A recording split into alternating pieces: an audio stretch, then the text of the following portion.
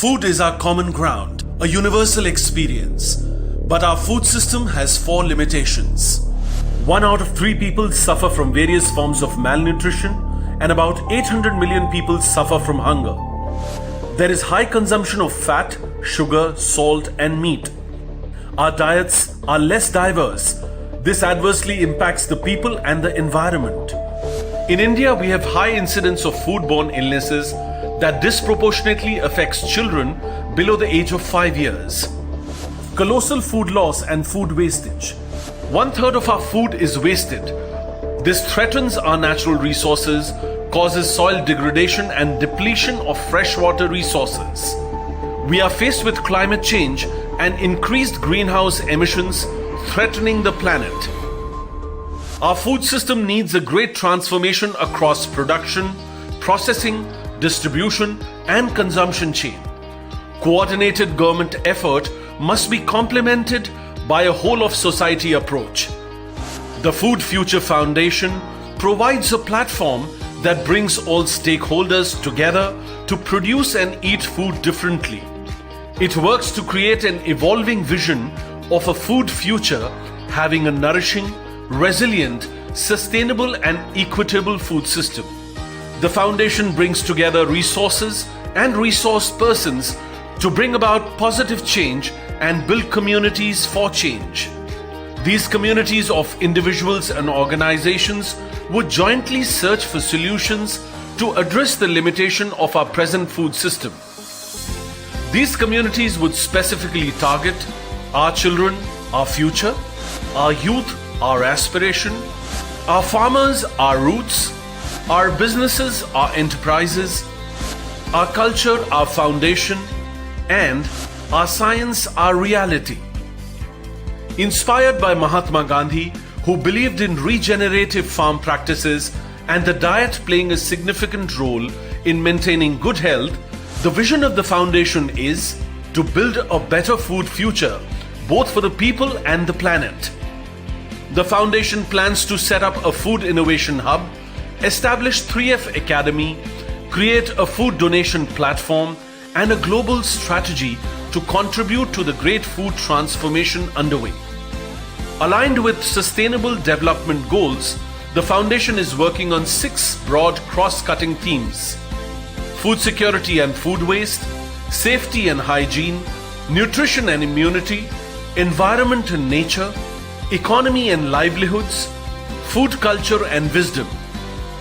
The Foundation is committed to trigger and lead great transformation of our food system through a diversity of thought, perspectives, solutions, and developing new ways of thinking and working.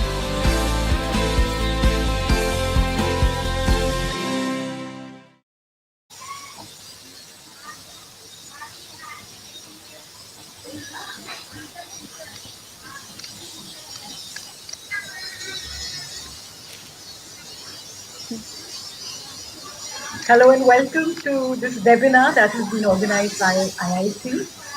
We just saw an AV on Food Future Foundation, which is working on transforming India's food system, looking towards the future. But to understand the future of food, we need to explore its evolution. And this is where the importance of today's book lies. Turmeric Nation, a passage through India's taste, delves into geography, history, religion, sociology, film, literature, and of course, personal experience to understand identity through food. I'm delighted to introduce the panel, the author of Turmeric Nation, Shankar.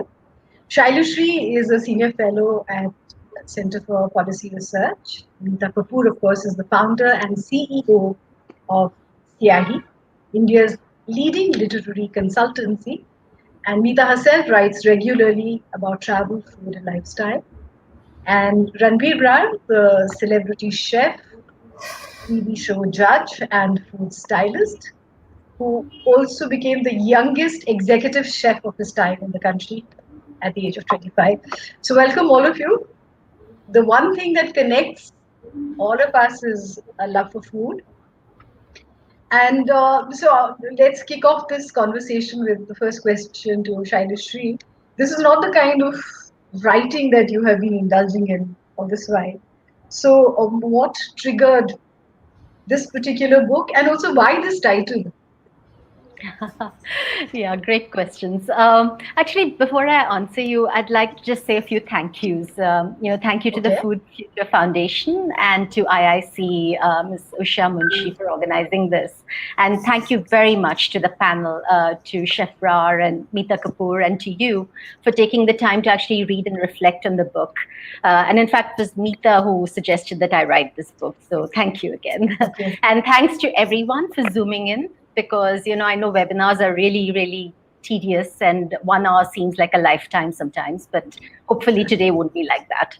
So why Turmeric Nation? Why did I write this book? Well, I find food really interesting, and I also think it's a very fundamental aspect of our everyday life, and yet we don't bother too much about it. And to me, a lot of things connected with food is sort of creates our own prejudices, our likes, our dislikes, who we eat with, what we do, how we eat. All of these determine how we think about ourselves and how we think about other people. So it's all very relational. It's about who am I and who are these other people. And food creates this sort of this medium through which we think about these things. And yet, we don't seem to do that very consciously. We seem to do that very unconsciously.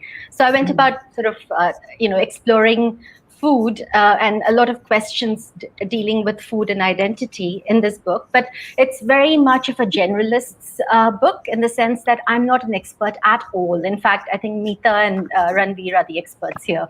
And all I did was, I just had questions, and then I went off and looked at the research in different fields, archaeology, anthropology, sociology, a whole bunch of science, and then tried to come up with, look at the answers that they came up with. And Turmeric Nation, so I was trying to sort of figure out what is actually very pan-Indian. And finally, I figured out that, in the Harappan civilization, and they sort of unearthed these cooking pots in Farmana in Haryana, and they found turmeric. And so they found starches, and one of them was turmeric. And so that seemed to be something that binds us all the way back to almost 2500 BCE. And so I thought that would be actually a great title, because everything else that we connect with food, like spices and chilies and a whole bunch of things, came much later.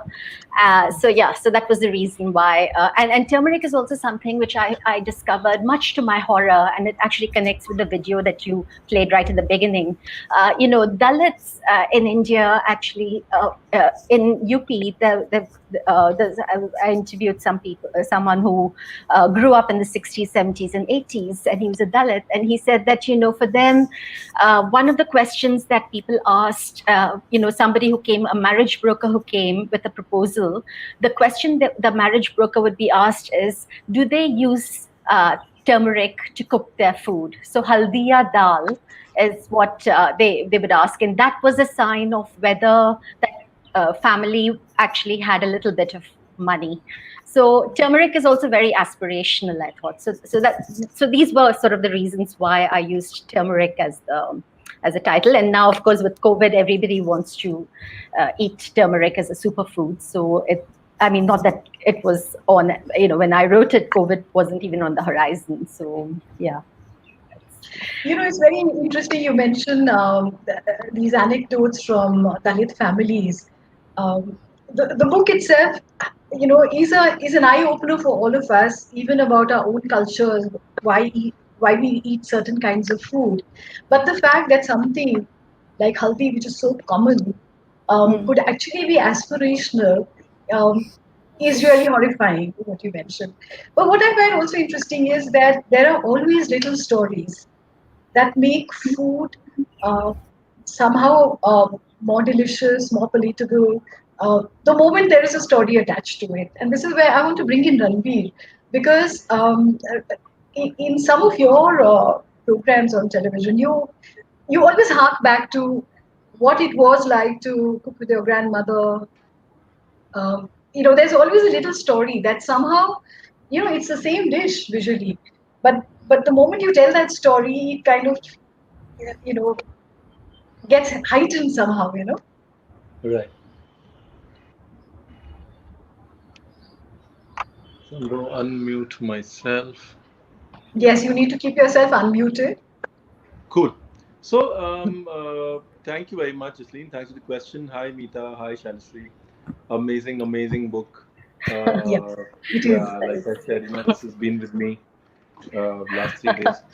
Um, I think so. One, I am from Lucknow, and Lucknow में वो कहते हैं कि भाई एक plate खाने के साथ एक पतीला किससे मिलता है, with every plate of food you get a pot full of stories. So and what I have realized over the 25 years is that the science of cooking, it finishes fast. It's easy to master. What do you do? What do you do when you've understood the reaction of heat to all the ingredients, and you sort of know how a certain ingredient is going to react, and you sort of know the recipes, and the recipes start becoming easy? How do you stay connected to food for the rest of your life? How do you continue to find joy in cooking? And I went back to Lucknow to find that joy in cooking. And what you do is you find a connection. You find a connection to the recipe. That connection can be of different kinds. One is the kind of connection that Shylashri is trying to build. It can be an anthropological, historical, cultural connection. It can be a personal connection. I think it's important to connect to a certain aspect of a certain dish for you to make it yours. And what I've realized is that in the last 10 years, I've just stopped cooking off cookbooks, because still I have I have a connection to the recipe, which is whether I've tasted it, spoken, even if I speak to somebody on the phone and they describe it to me, and it just connects in my head, and I find that connection. That's the food I cook, and I think for that connection, these stories become really, really important. Also, all of us want those aha moments, like aha, saying, "Oh, that's why." And food has a lot of those aha moments. People just need to get on to that journey. Like this, the book is typically full of those aha moments, right? That's why we think like this, or that's why we eat this. And everybody's got to get on that aha journey. And my perspective with my shows and my television is for people to get on their own aha journeys and build that relationship with food. And I suppose, in a sense, Ranveer, it also helps people after they watch your program, to the non-cooks like me, to step into the kitchen and get into a conversation with my mother or the aunt or grandmother or something, just to just to savor the story. Absolutely. Isn't it? Absolutely. Mita, what is your experience with food? You've been writing regularly about food, and what is your personal experience? See, my personal journey with food has been something that started in my childhood because my sister was a very good cook, even when she was still a teenager. So I used to watch her. Acha. And because my mother was a working professional, she was a doctor and she had night duties, and all of us we were brought up to be very self-sufficient. So we learned how to cook very early on.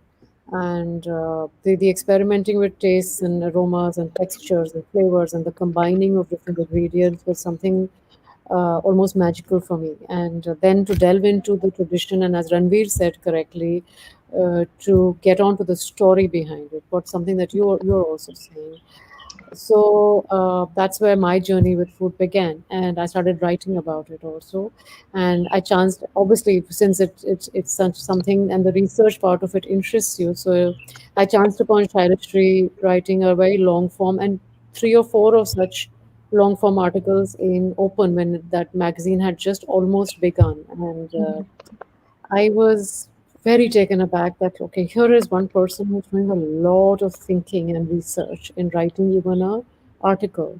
So I wrote to her as a long shot, and she said, okay, so we got onto a call and we discussed the idea that, Shylashri, you need to do a book because food narratives in India are very few. Like, even though if you see the smattering of research that is there in Shylashri's book, she has harked back to a lot of British writers or foreign scholars. Very few Indian contemporary writers. Obviously, Achaya apart, or there are Anglo-Indian research sources that she has cited. But when we started discussing this whole idea of a food narrative, uh, what you say about food is like, and she says it in her book, um, which in fact wasn't named Turmeric Nation when we started. She came up with it towards the end of the journey. So you are what you eat, right? And that spirals out a lot of questions. How do you respond to a sense of self based on the food you eat, which is in turn related to geographical, socio-economical, plus cultural constructs. And this is a constantly changing territory. So when Shylashri and me were talking about today's session, I asked her, I said, unwittingly you have referred in the first one fourth portion of her book, she has talked about a response in our dietary patterns to an epidemic, not a pandemic. And that's exactly what we are seeing in the current situation, which makes her book even more relevant. Yeah. Because if you see the response to the pandemic of the entire Indian population, we see a wide contrast of reactions. You're seeing on the end of the spectrum, there's a plight of our workers who've had to traverse miles to reach home, Yeah. and how they have been faced with the lack or the paucity of balanced nutrition, and a lot of it has led to a lot of disasters. And on the other hand, you're also seeing a kind of an explosion on social media with experimenting on food. You're seeing a lot more happening. In my own city, I'm seeing a profusion of chefs that have started sprouting from their homes, and they are taking orders for deliveries. Um, and at this stage, I also want to connect back to Shailashri's book, where on page 154, she talks about the rituals where you're talking when you're cooking in honor of the people that you have lost in your family. And she Yeah. talks about a sense of calm and control and emotional succor that just coordinating that meal gave her when she was talking about her father. um, and I'm going to connect it back to the response to the pandemic, because the reigning sentiment of the pandemic right now is the loss that we are all, it's an all pervading sentiment. We are all suffering that in some degrees and in different degrees. So all in Right. all, the situation with food right now is such a complex and nuanced situation, and we are identifying with food on various levels. And and on the other hand, you're seeing the urban platter, so to say, responding very differently with experimenting, with crisscrossing, and all kinds of boundaries are being crisscrossed. There is regional, local, seasonal um, cuisine that is being uplifted all of a sudden. Then there Yeah. is obviously fusion happening. A lot of globalization is responsible for that. You're Yeah. seeing Ranveer employ as a best practice certain traditions that he believes in when he creates his recipes, and it's very evident in what he's putting out on TV, very evident in his tasting menus. Yeah. Similarly, what Floyd is not with us anymore, but what he's done with his kitchen, even while he was based in New York. I'm talking about Floyd Cardos, or the Thalassery Girl, or the Bori Kitchen, or what Mask as a restaurant is doing in Bombay. So, food as memory, food and science, food as a social, cultural, religious Right. construct, food as a mere sensory experience, food as a sense of home. And I want to just bring, Chadishri, I'm going to be audacious enough to read a sentence from your book, which was one of the most key sentences for me, and then I'll leave you to the conversation. This is on page 138, and she says, through the act of eating, we connect to nature and make it a part of ourselves. Now, I'm not going to explain the context because I want to stop speaking very quickly. And then she goes on after a couple of paragraphs and says about the relationship with food. What is it exactly? What should we eat? How do we know it's safe? What is good food? Are the issues that we are actually dealing with? And then she goes on to quote somebody saying, food is vexing. It is not even clear what it is. It belongs simultaneously to the worlds of ecology, culture, and economics. So with that, I think I'm going to leave it to Shylashri and Ranveer to. You have encapsulated the entire book so beautifully, but we now have to expand on all those points all over again. So I'll take them one by one. Since you mentioned the pandemic, Shylashri, sorry, I've interjected because I think we all have so much to say about this book we've loved. Um, one of the things that you mentioned about in these times when um, these are really tough times. And this is part of what our tradition teaches us. When people eat in the Hindu tradition, they always leave a little at the side of their thali. This is for the ants, and this is for nature in general, and all that water, a bit of water, everything for. It's like an offering to nature, which is what we are trying to do today in terms of trying to find ways, even if it is small ways like the 10 chapatis in your kitchen to be donated every day, or what Ranveer will identify more with, I'm sure the others will also, this concept of langar that is that is so big right now, and um, it is providing succor to so many people. And this part of the tradition of making food, in a sense, divine, because it connects us with nature and with each other. Yeah. Yeah, you want me to speak? Okay. Yes. No, actually, I'm very happy the three of you have the conversation about the book because I know what I've written. But yeah, so, but yeah, actually, it's a very good question, and it sort of connects to a larger question of whether the experience of an epidemic makes us change the dietary patterns or the way in which we think about food, right? So and so I just very quickly mention this food science researcher Barry Popkin. He talks about 5 patterns of nutrition in human history. So you have the Paleolithic pattern, which had a healthy diet and high infectious diseases. Then you have the second pattern, which is modern agriculture. You had food, but you also had famines.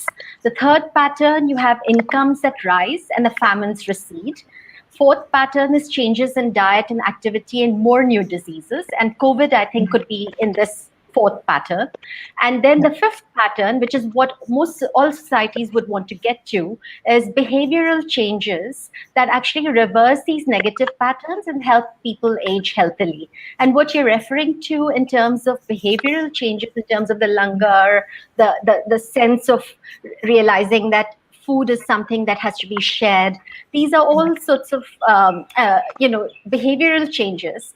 And what we actually find is that, one of the questions in the book that I raise, and which I would love for both Mita and Ranveer to talk about, is, should we be more serious about following a more traditional diet? Because in my research, I actually found that, the regional cuisine in India is actually very heavily influenced by Ayurveda and also the humoral theory, which is the Unani tradition, which comes from the Greeks and then goes to the Muslims, the Persians, right? And then you have the Ayurveda, which comes through the Hindu trajectory. And for both, the emphasis is actually on balancing the doshas or the humors in the body. And there's this notion of equilibrium and balance. And so the question is, since regional cuisine already follows this and this notion of equilibrium, is a route for us, a better route is to actually go back to such a path.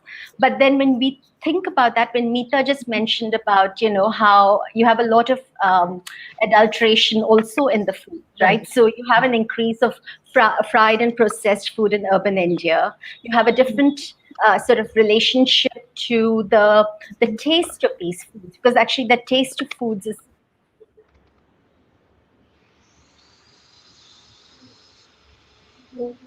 I think we've lost Shylashri. Can you hear her? I can't. No, No, somebody should pause. I think she's frozen. Yeah, Yeah, she's we back. got her back. She's back. Oh, can you hear me? But you were, yeah, you were Oh, saying sorry. something. Yeah. So where did you lose me? Sorry. So In the middle of your we lost sentence where we lost you Ranveer towards wanted the to end, interject. Yeah. Yeah. Go ahead. where you spoke about regional food and how it already has most of the solutions that we're looking for, because Right. Right. Right. going back to the roots versus processed was the Right. conversation Yeah. going from. So I was curious about, should we be going back to something like that?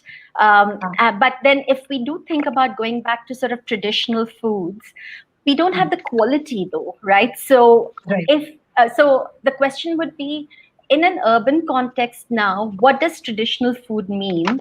And what does it mean in a rural context? And should we be actually going back to something like that? And let me very quickly end with this, which is, the South Korean government tried to do this, and I was looking, and what they did was they decided that South Koreans should not be actually eating all this fried food and fast processed foods. So they had a whole program where they would train young women in traditional recipes. Now, I'm sure it won't work in India because here the big questions will become what is tradition, whose traditions, etc.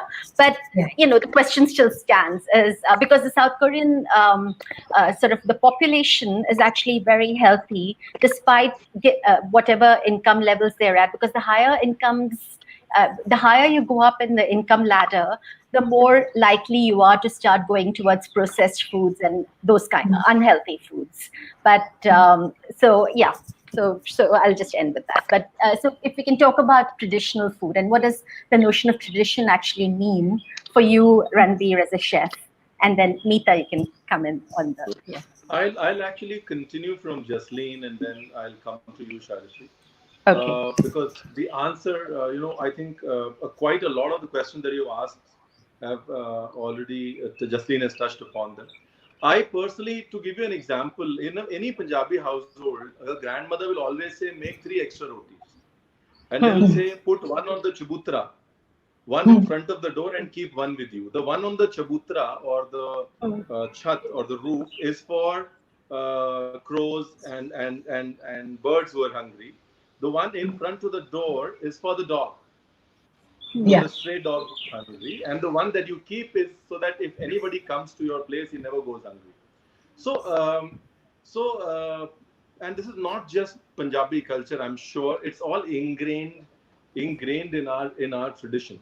The idea, and I quite like to sort of go back to what I call the genetic encoding, something that you've touched upon in your book.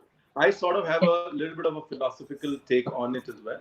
While you talk about the Persian influence and you talk about the other gene pools that we are made of, I always say that eventually, when they say Anna Par Brahma, eventually we are all made of food. Anything that's organic is made of organic stuff that it consumes, and what we consume is food. And what gets passed down as DNA or whatever we'd like to call it, as any living legacy, is, you might think it is DNA or life forms. It's eventually food. The only source of life is food, and if what gets passed down is food, then our DNA is already has these hidden, I call them genetic food codes. And those genetic food codes are built purely on season, because that determines what grows, right? Season determines agriculture. I mean, second, they're determined in our country, typically they're determined on religion. And third, very rarely they're determined by choice. But between season and religion, it's all in here. And imagine from if you're saying 2500 BCE, let's start from Indus Valley civilization. Imagine 4500 years of information that's stored in us purely through the food we eat. So how is it intelligent to sort of disregard that information and suddenly start eating something new? If we are what we eat, as Mita points out, then it's already subtly encoded. Then the reason why certain food is good for us is already encoded in us. Why do Punjabis love milk so much? Why does this ghee and where does the ghee and Punjabi love come from? Where does it come from? Right? Some of it is obvious, but some of it is completely intangible, but still needs to be respected. A lot of times you sort of you get stuck because a lot of things we can explain, but a lot of things we need to deduce. And you've deduced a lot, Shylashri, in your book, and that's what I really like. But in the deductions, you need to give space for ancient wisdom. Because with time, a lot of explanations for ancient wisdoms have gone. And what is left is because I say so.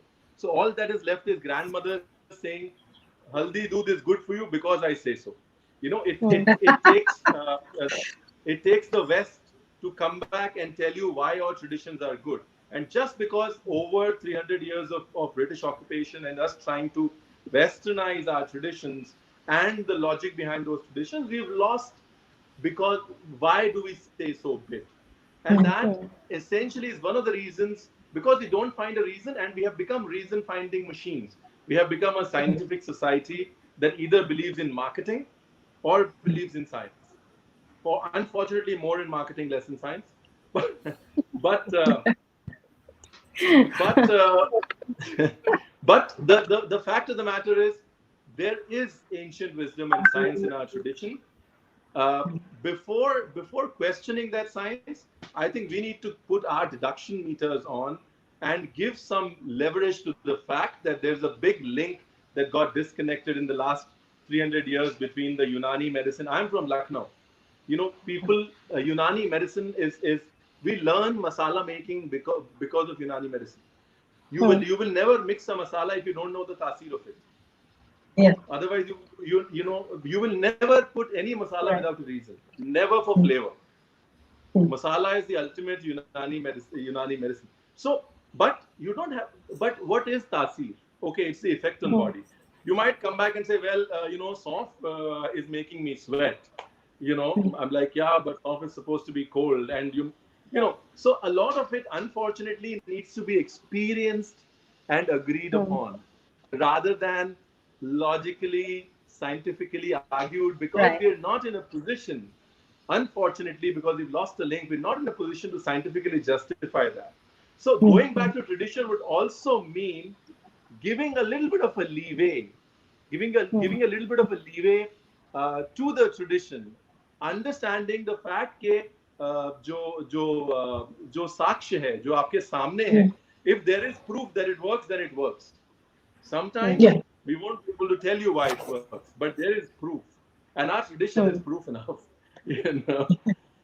Yeah. Shylashri, you've touched upon a lot of this in your book, where these are small things that are eye openers. For example, to continue with what Ranveer is saying about the tasir of what is being made and the tasir of how it is being made. If you talk about how if dal is cooked in a gold vessel, the effect on the body is different. If it is cooked in a silver vessel or in the mitti ki handi, the taste changes, but also the effect on health changes. That's right. And so that actually goes back to this whole, goes back to this point that our regional cuisines, and by the way, India is full of regional cuisines. When we talk about India, it's all of these multitudes of regions, not one region, right? But regional cuisines all depend on precisely this notion of you have to balance.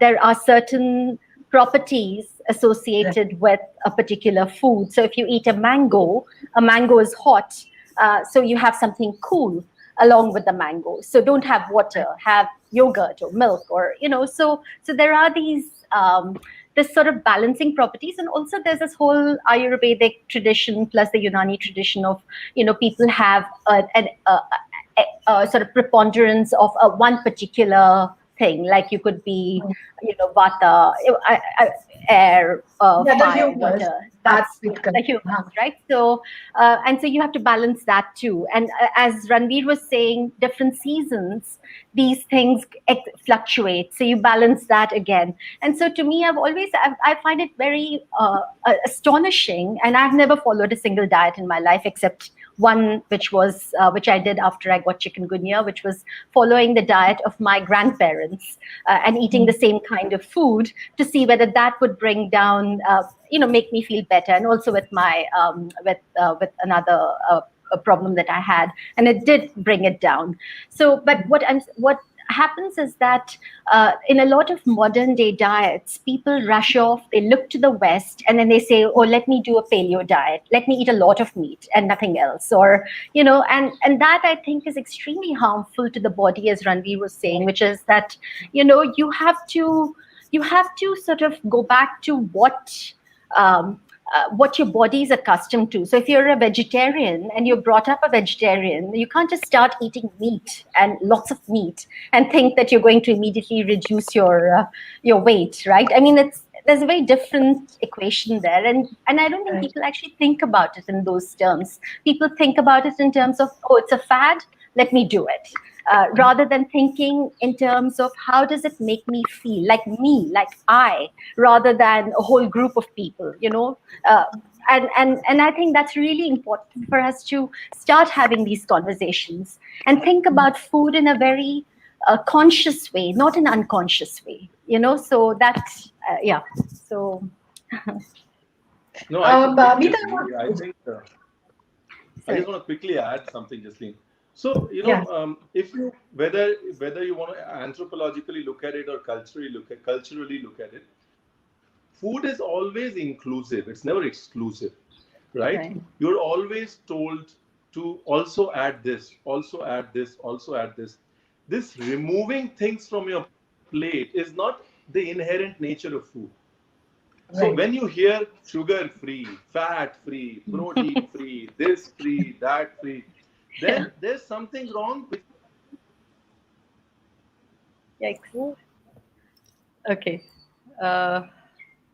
He'll come back. Well, he's there. Back. Okay. Am I back? Okay. Yeah. Yes, I'm saying then there is something inherently wrong with the concept of that diet. Because if somebody comes and says, hey, well, you should eat everything, but you gotta manage how much you eat. I understand that. But the moment you start saying, oh, don't have sugar, or don't have this, don't have fat, don't have ghee. For me, if nature created it, it left it to your sensibility on how much you want to have it. Otherwise, nature wouldn't have created it.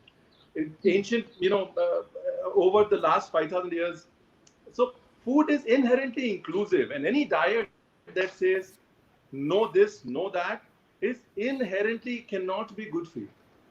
It's just the most basic logical way to look at it. And like all Punjabi moms, I always bring out the Punjabi mom part, but they will never tell you that you are fat. Every time you come back, they will always say mada ho gaya. They will always feed you more, and then it is your choice of how much of what you eat. But it is, so I think it's eventually क्या है ना, वो कहते हैं कि खाने से भाव का निर्वाह होता है, right? That's beautifully said. Transfers emotion, right? But जो स्वभाव है, स्वभाव जो word है, वो स्वयं का भाव, right? So अपना भाव हमारे कंट्रोल में, वो भाव तो निर्वाह कर रही है माँ, लेकिन वो हमारे स्वभाव पे कितना फर्क डालता है, वो choice हमारी है. And the choice is never about removing. The choice has to be about including, but how much? Moderation is what you're saying. Yes. That's very well put. But I have this question in my mind. We talk about harking back. You have mentioned in your book that if you think about it, the food we eat today is very close to what our ancestors ate in the Bronze Age. Isn't it? And yet food has evolved, because we talk about globalization today.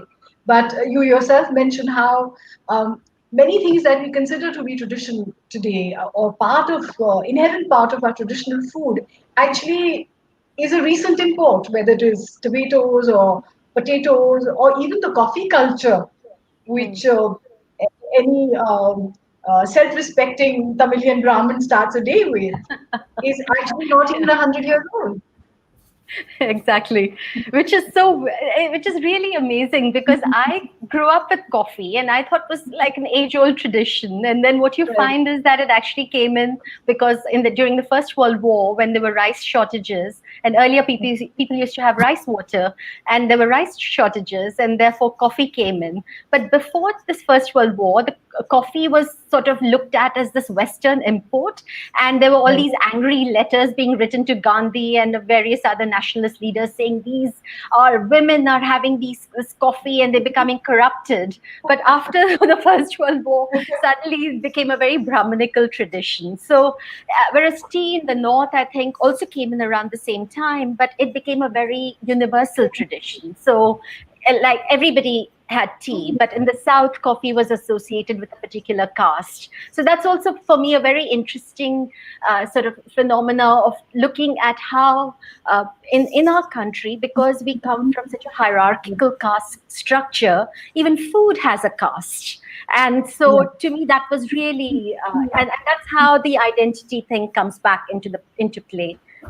So it's so things that are invented, what becomes a tradition, what doesn't, and how do you move up the caste ladder? Because a lot of Dalits, for instance, stopped eating beef because to sort of get away from the to sort of move up a little bit in the caste ladder. Right. So I think food becomes a way of moving through these caste barriers, but it's still about food and how it's associated with a particular practice.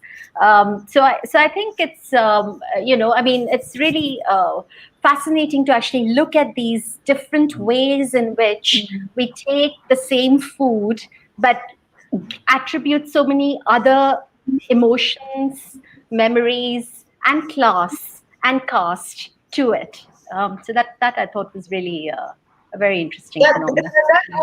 That was very interesting the way it has come through in your book. And sometimes while reading it, I felt ashamed because many of these things you're not consciously aware of.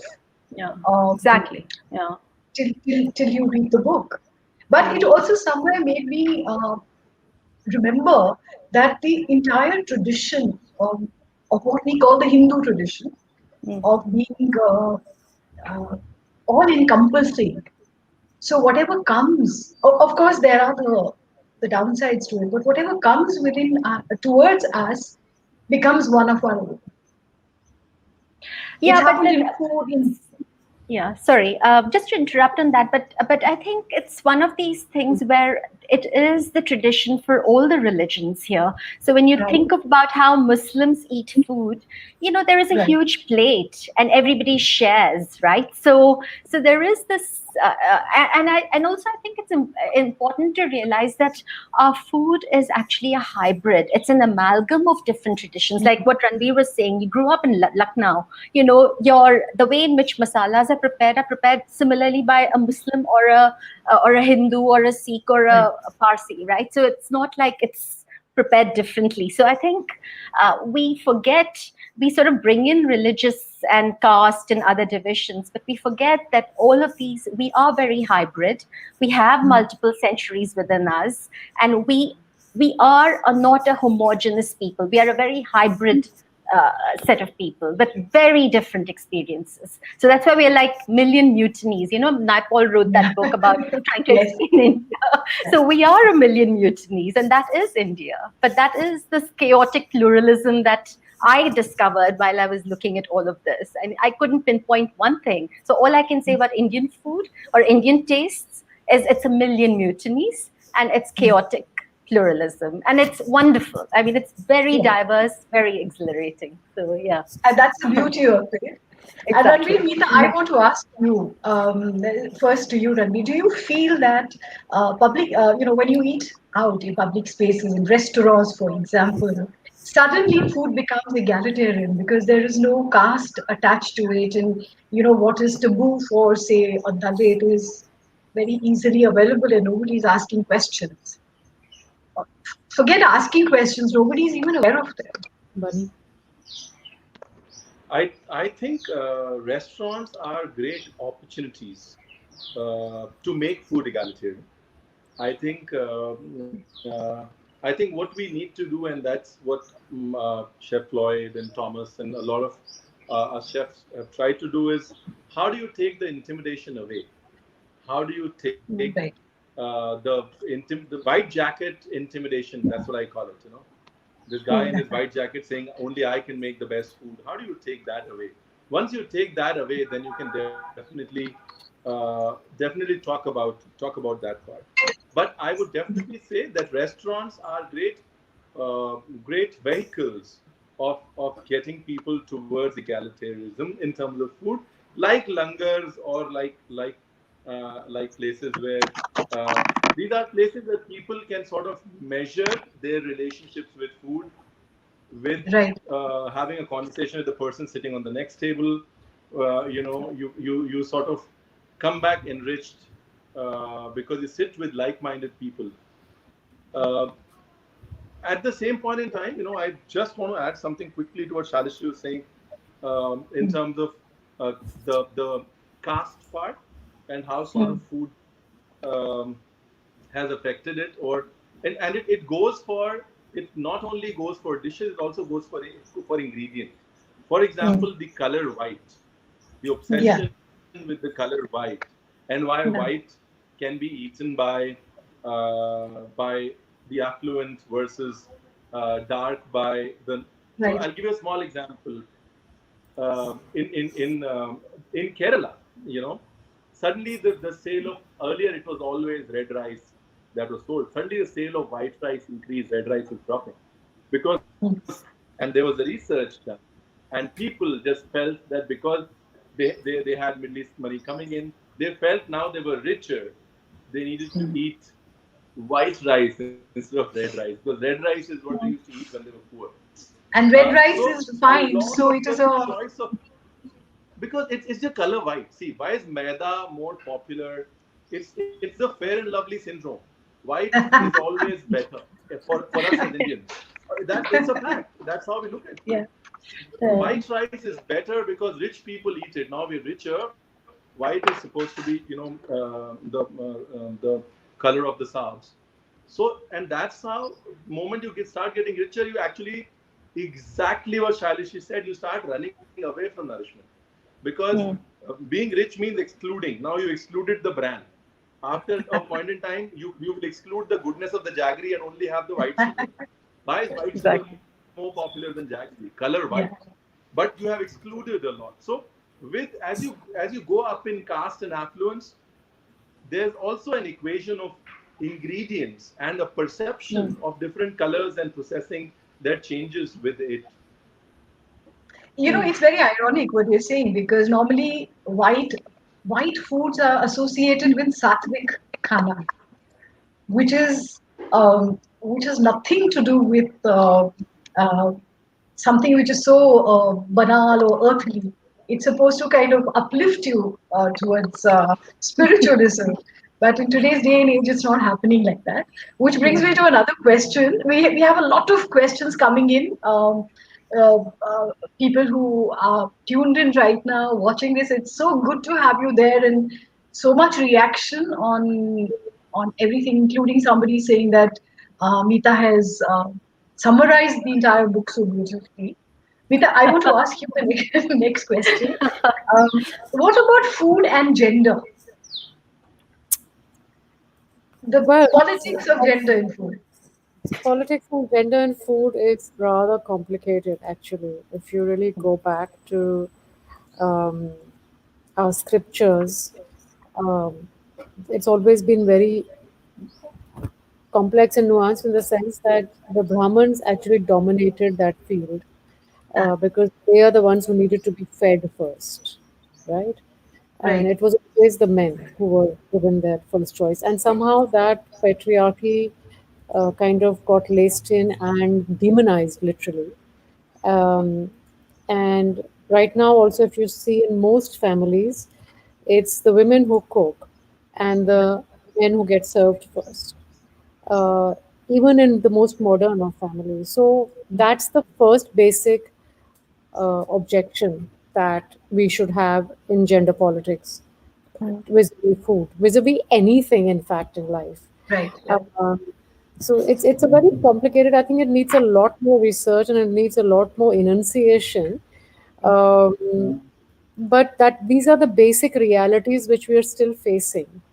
And what is creeping into the urban centers of our country, I'm talking vis-a-vis only India right now, not the global situation, is that today's double income families where everyone is stepping out to work, men are being forced to do some part of the housework and some part of the cooking and some part of washing. In fact, incidentally, on TV last night, I saw a very interesting ad by Bosch for their washing machine, for their dishwasher, where it's always the man who's standing in the kitchen and saying, "See what a great machine this is, and I wash these utensils there," and the woman is saying, "Yeah, okay, fine," or something. The basic concept is that they're promoting gender parity.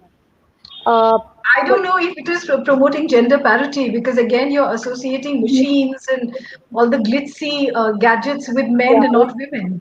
no, no, I was coming to that. So there's Yeah. another version of the same ad where the mother-in-law is being shown scrubbing her kadhai. And the daughter-in-law walks in very smartly and says, "But why are you wasting your time and energy on this? Here's the dishwasher, just shove it in."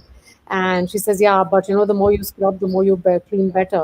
So she takes out a kadhai from the dishwasher and says, "But this is the kadhai in which your son burnt the dal in, and see the way it's sparkling." So to me, that sentence was key, Yeah, it is. right? It is. So It is. this is a very microcosmic level. I can tell you that much. Yeah. So gender politics, I don't think there is no politics. It is just male oriented. I am sorry. But What here, is what is Ranveer is having a good laugh. you don't even have a voice? Ranveer is having a good laugh. But there is Yeah, a he very interesting thing that Oh, Shylashri I has have brought. my manager. She got married into an Assamese family, and she's a Bombay girl. She doesn't know uh, Assam, and she got married to an Assamese family, fairly well to do. First time she cooked at home, uh, they pulled out the choicest of cuts of fish and said, "Okay, these are for the men." And she was like, What's "What is going this? on? Like, who does that?" She's like, "No, that's So a you're tradition in just our family. validating what We I've been keep the saying. best Yeah. cuts, yeah, aside for men." And that is something that's the reality. That's the reality of our country.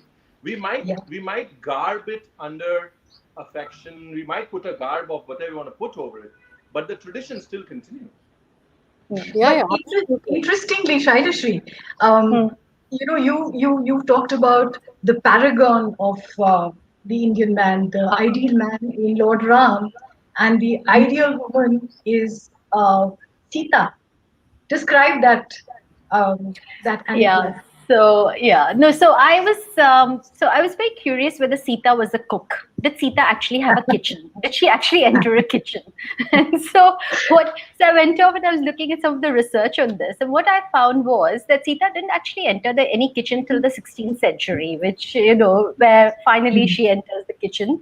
But we're not quite sure what she made over there. But all you hear about Sita is that, and when you look at the pictures, and I was trying to look for a nice picture of Rama, Sita, and Lakshmana in the jungle in exile, and I found Lakshmana serving them the food, and there's Sita and Rama sitting and eating the food. So to me it was still not clear. Whereas with Draupadi, you there are all these stories associated with her and cooking, and this cooking pot where she finishes the food, and then you have all of these Brahmins who are sent by Duryodhana to go and eat with her, eat at their in their hut, and she doesn't have any food. And Krishna, then she prays to Krishna, and Krishna comes. And so there's this wonderful picture, which is also in the book, which is with Krishna sort of taking one grain of rice, and then after that, the cooking pot is never empty. But what he also does say is that after Draupadi finishes eating, then the cooking pot will be empty. So which So does tradition which become? is sort of which sort of goes back to this question of lack of See, because then poor Draupadi cannot eat, right? I mean, Yeah, till everyone's fight. eaten. Yeah. So somewhere this sort of tradition, does it also become a question of convenience that for everything else we turn to Lord Ram, but for this we have to look towards Draupadi. Yeah, I wonder. I mean, it's interesting because I think there are all these. I mean, even the whole notion of Sita and Draupadi is also very interesting because Draupadi is actually Shakti, right? I mean, she is Right. really this goddess who's conscious of her own power, and she Yeah. is this woman, and she's wonderful. And Sita is always seen as this person who is sort of meek and does all of these things, but yet Sita herself is a rebel because at the end Right. she goes because Rama accuses her of infidelity and she just leaves. And so it's so I think the way in which our scriptures have been narrated, and because it's oral history, I think all of these different influences of how women were seen come into these stories. And so it's really fascinating to actually read them and then think about Draupadi and Sita. Both are ideal women, but in sort of different ways. Yeah, so. And also, Ranveer and Mita, chefs are usually men, and the women who cook at home are just homemakers. Yeah. He No, but chefs and she cooks. That was the name. That was the title. yeah, So, those trends have to change now. I think there is a slight change happening if you look at especially the urban centers again in India. Yeah. There's lots of female chefs who are really gaining ground. It's just sad that it's always the men who get the highlight everywhere. But if we all make a conscious effort to Yeah. change that, I think we'll see changes. And eventually, आप आते तो घर ही हो ना, खिचड़ी तो आपको माँ ही बना के देती है। Yeah, and that's another thing. बेटा That's है, that. तो खिचड़ी तो वही बना के देती है ना। In fact, that's another thing that Shylashri touches upon, and we all know how no matter which celebrity, which great achiever you talked to, in every field, when you talk about favorite food, it is always maa ke haath ka khana. that's true. And that I think is one of the questions I have for Ranveer is how difficult is it for you to actually create Maka Khana in your in the sort of in a restaurant, right? Because when people come to a restaurant, and particularly in a fusion restaurant, where how do you sort of create something which will take the essence of what one is accustomed to and make it better? It must be a very, very difficult task, right? I mean, to do something like that. You can't do it, no? You cannot do it. I You think- can't How do can it. you Okay. how can you better maa ke haath ka khana? You So, can't. for a simple reason that one is, it's the same thing. खाने से भाव का निर्वाह होता है. In a restaurant, you don't know exactly who you're cooking for, unless somebody Right. is called and said, "Hey, I'm coming," and you know the person and you connect to him. When a mother's cooking, she knows everybody who's going to be sitting on the table inside out. Now, Right. and it's not just knowledge that is important. It's the connect that she has with everybody who's going to be sitting on that table. That reflects in the food. In a restaurant, you cannot do that. In a restaurant, you end up generalizing. Unless it's a 5-table restaurant by reservation only, and it's a degustation menu, and you know people who are going to come there and dine. जो असली भाव है वो स्वभाव से ही समझ में आता है ना. अगर आपको सामने वाले का स्वभाव नहीं समझ में आता तो आप किस भाव से खाना बनाओ. That's true. So you cannot cook like a mom because in a restaurant you don't know who is cooking. Second thing, you cannot cook like a mom is because as chefs we are spoiled to work with more. It takes a lot of unlearning to work with less. As moms, they are trained to work with less. That magic is something that we don't get trained as chefs to do that.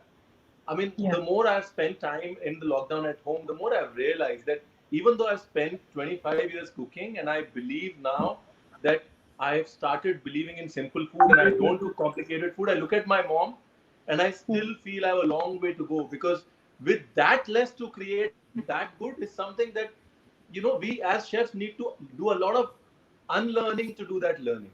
So maa ka haath ka khana, not possible. Don't chase it. I always say, when we have it on menus, I say, let's not order that, because that's not possible. Second thing is in terms of fusion. Yeah. In terms of fusion, I think the term sort of taken a wrong connotation. I always say, if you're genuinely inspired and connected to a cuisine, and you want to work on that cuisine with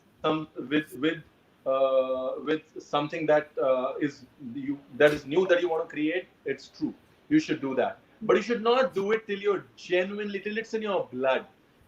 Till you haven't tasted, if you haven't tasted Peruvian food in Peru and had that dish at least 10 times, cooked it at least 50 times, sitting in Peru, you don't have a connection to it. Then don't give me Peruvian Indian cuisine. Right.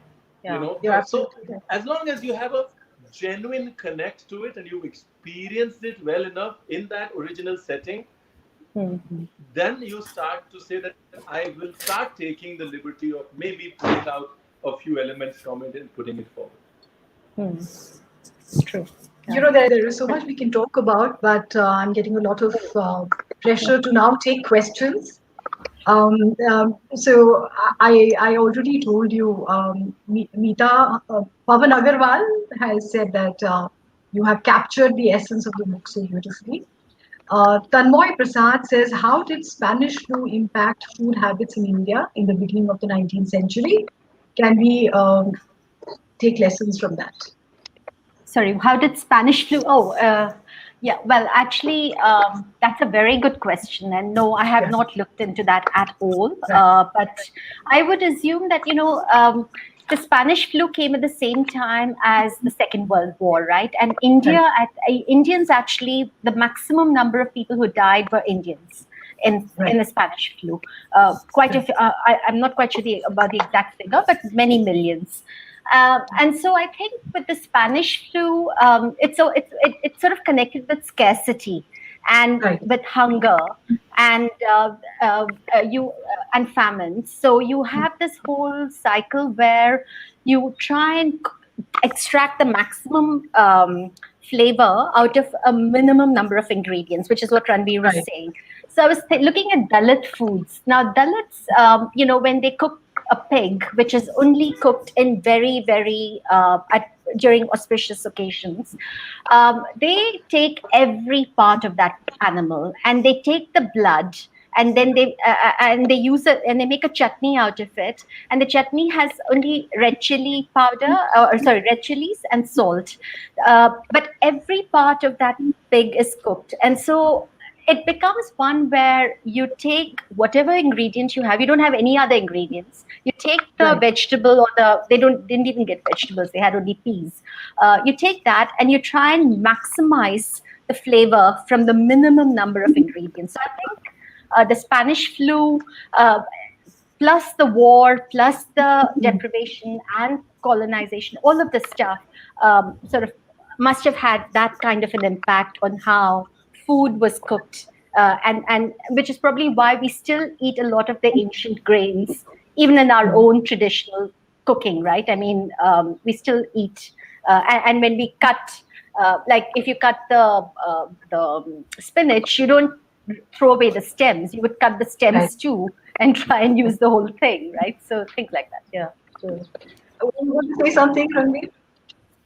No, there are two very typical examples of famines and flus in India and how we adapted to it. And that's for whoever asked that question, there are two inroads into it. One is you should study moody. Moody is puffed rice. Puffed rice is an invention because in the East you wanted heaps of rice. You were used to it. But because of the famines, there wasn't enough rice production. So just for visual value, puffed rice and curry, moody mangsha and all that started becoming famous. Second is the kappa in Kerala. So kappa is taro root in Kerala.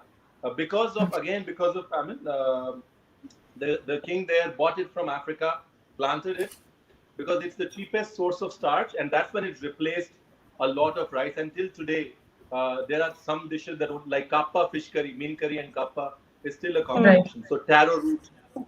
Right. So these two are good inroads to start a conversation and study the effect of famines and flus on our cuisine and culture. So moody and kappa. The thing about moody also is that it remains okay to eat for months on end. You're not worried about storage and refrigeration or anything else. So I suppose that would also help.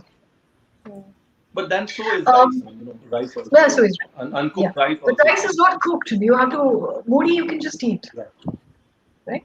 Okay. So Mr. Pandurang Hegde, his question is: we are aiming to be processed food capital of the world. Please comment on this reality.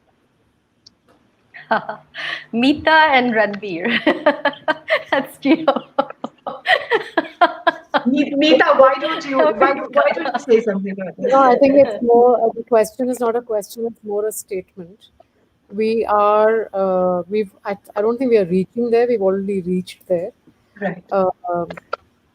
And especially with, so most of India is younger now, and that's where they are headed.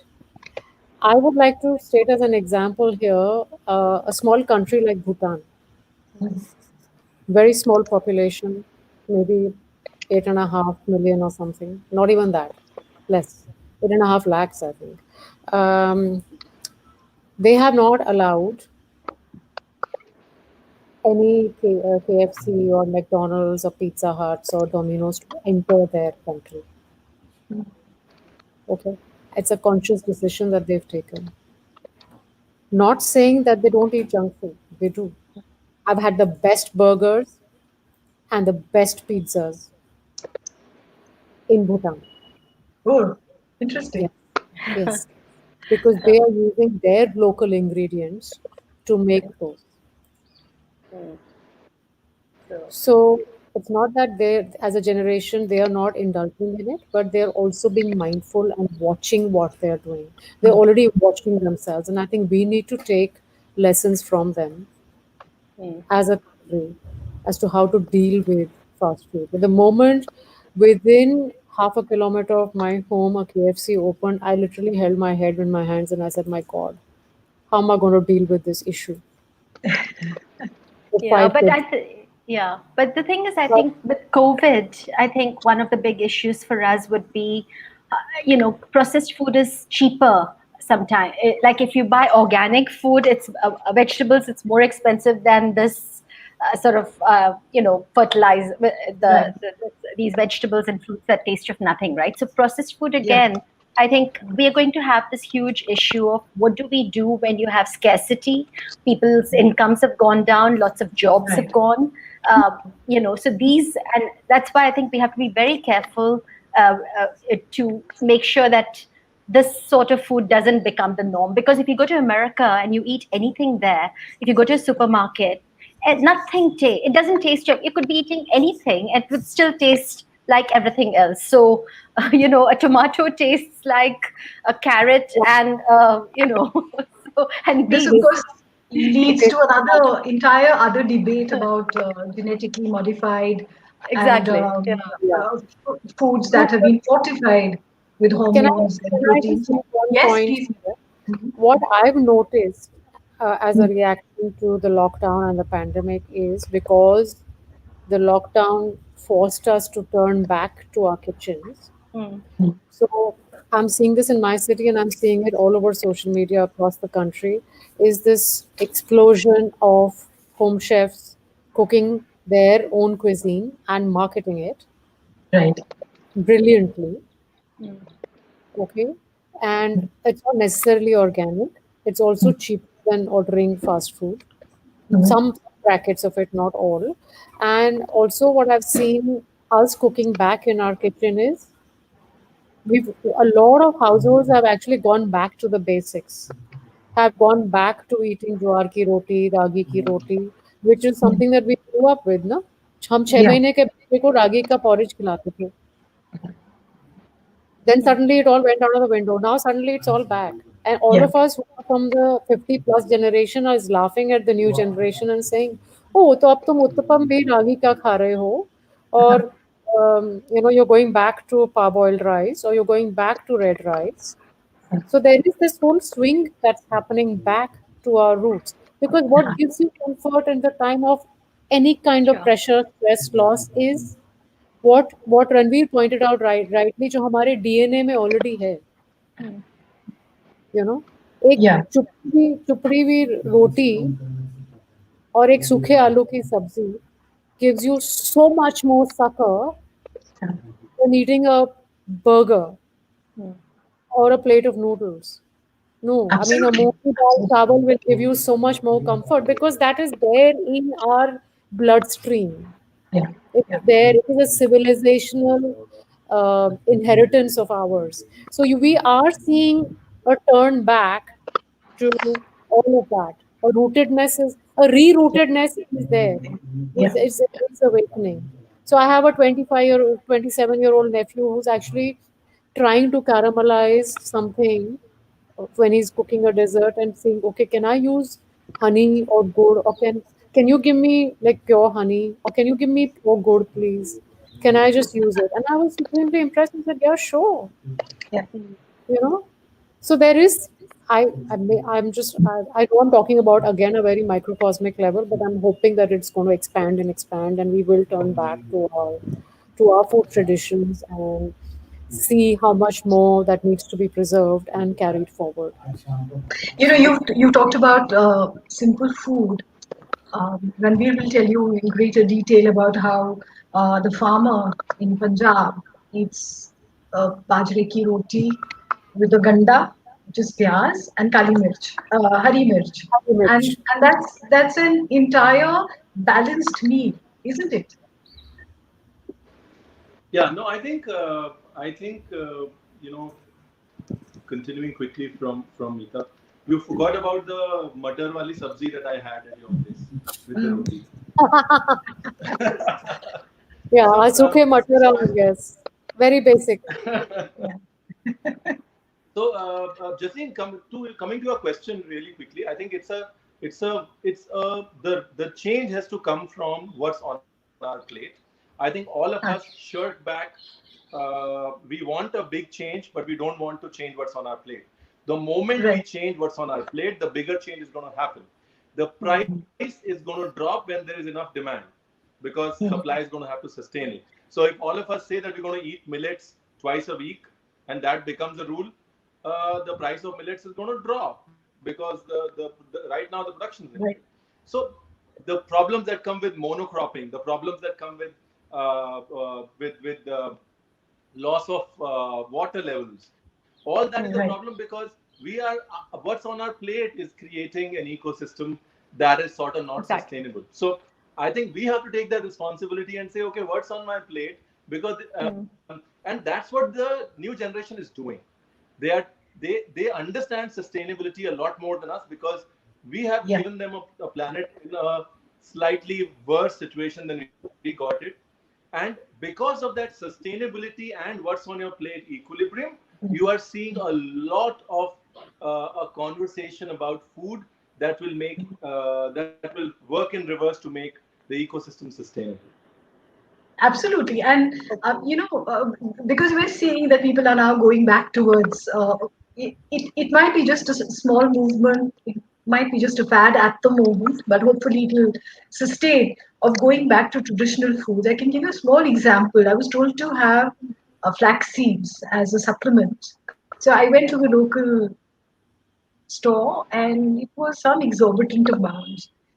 And my mother ordered it with her local grocer and said, Alsi chahiye. It was at a fraction of the rate. So, also to understand that it's all right to eat our traditional foods and call them by their name rather than something fancy schmancy, isn't it? Yeah, So turmeric water to I'll start. quickly jump in. When we were Okay. kids, हम लोग खेतों में आते हो खेतों की वाट होती है ना वट्टें होती हैं उसके ऊपर we used to just the farmers just put stuff for themselves on the warts तो टमाटर लगा दिए and the only thing that I remember tasting of it was What do you this mean, small Vart? The edges? What is the a Vart? edges from which the water Okay. goes. There's a Okay. so Okay. between the vatta बोलते हैं पंजाबी में. So Okay. between the farm there are these edges So all farmers plant something on the edges as entertainment. So my family used to plant tomatoes, and I used to love those tomatoes. I didn't know that they were called cherry tomatoes. We used to play marbles with them. We didn't know they were called cherry tomatoes.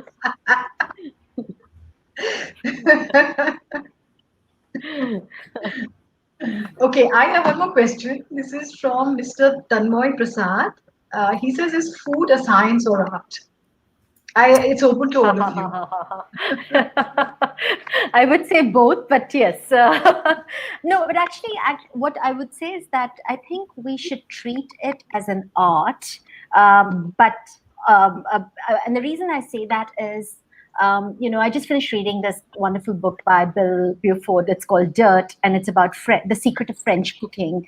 And in France, what he came to the conclusion was that in France, they absolutely revere and look up to the person who puts the dinner on the table. Right? So the grand chef is somebody who actually takes a classic dish and just tweaks it a little bit to make it better. But if he can't tweak it a little bit to make it better, he won't do it at all, he or she. And so I think this, and it's because in France, they respect food and the producers of food. They respect all of that, and they see this as a culinary art, and that's what they call it. And so I think if we started seeing it that way, I think, because the science is there, but I think the art is what we have to probably enhance, which we don't do enough, I think, in India. So yeah, that's... A question for you, Mita. Shylashri just talked about how in France they respect people who put food on your table. In our country, the people who grow food that comes to our table are not really respected as much as they should. That's actually very, very true, because if you look at what's happening in the current situation with farmers, there is that's going to open up a whole debate, which will go on for hours. But we all know that there is a lot of racket between the simple thing. I'm not even looking at the current political situation right now. I'm saying just look at the amount of middlemen there are between the crop growing and it finally reaching us. Look at the loans that they buy off. Look at the suicides that happen because of the mental trauma that they are going through. Look at the apathy. So it is a very, very relevant social. I would say it's another epidemic that the country is failing to recognize. And on the other side of the spectrum, this is the rural side of India where we are sorely lacking in our empathy. The other side is also the person who actually cooks in your kitchen for you. Yeah. It may be your bahadur or your maid. Right. How many times do you actually appreciate their effort? It's as simple as So this reverence towards food As is... I'm not talking about revering a French chef.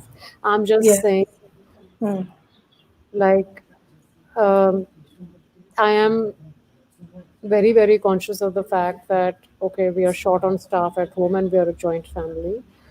So, yesterday I just told everyone that let's switch to using disposables so that the chap who's washing utensils, uspe thoda burden kam pade. Let's be sensitive towards it, even if it means a little more expense. Getting disposables are expensive. One of the maids is contributing and making a breakfast dish or something. Just make an effort to say yes. Of course, disposables will lead to another debate about The environment, the environment.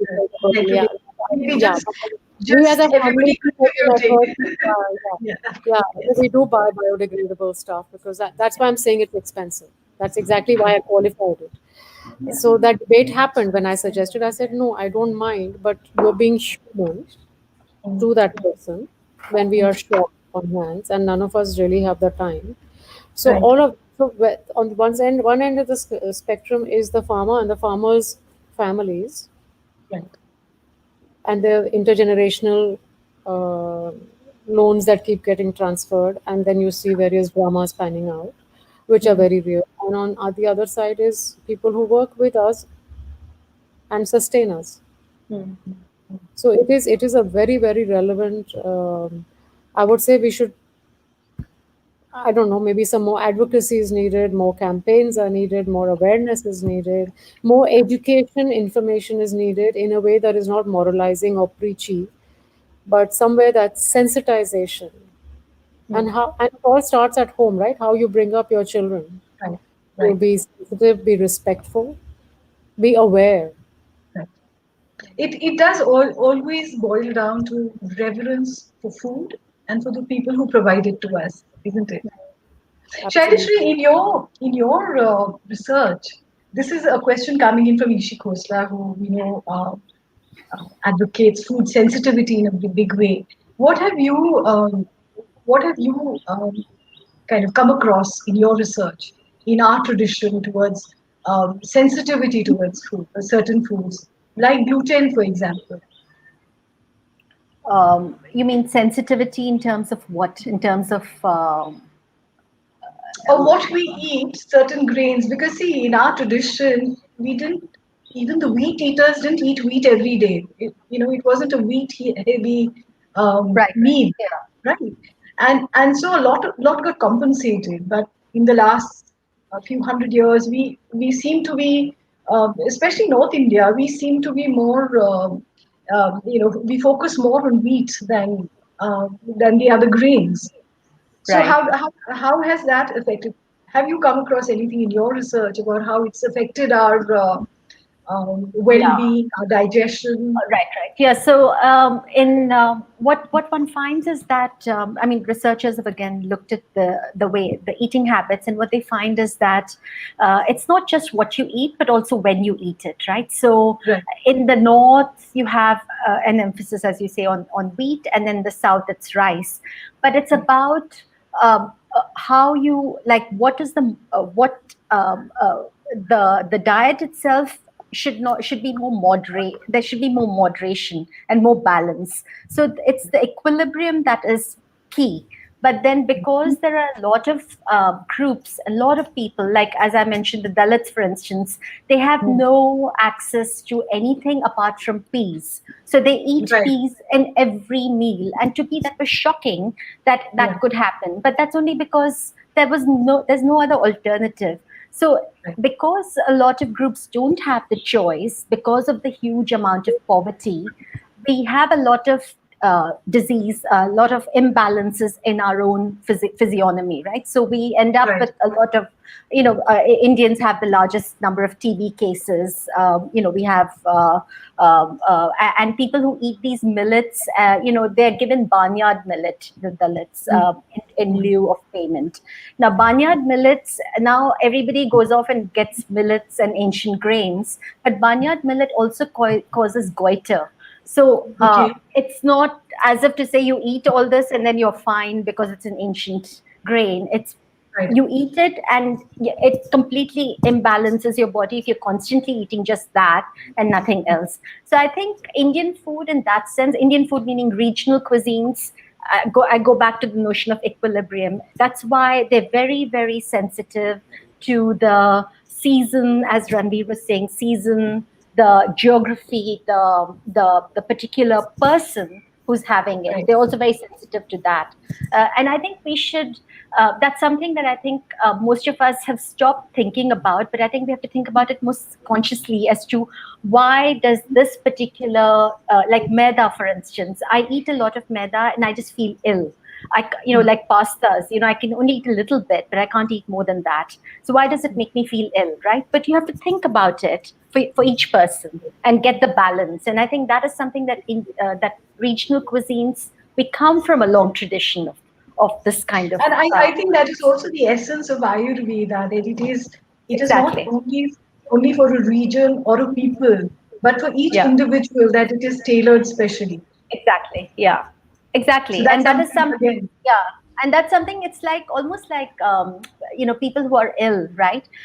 If you go to a doctor, the doctor is not going to know. The doctor will put you in a category, but the patient knows, individual patient knows which pills make him or her feel better or worse. So it's each individual patient. It's not the doctor who can tell them. So similarly with food, I think each one of us knows, our bodies know what we can tolerate, what we can't. And so I think it's important for us to listen to that. And that's why connecting with nature, you began with that and, sort of.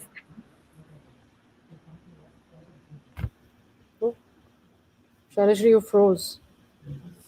I think she'll be back in a second. Yeah, there she is.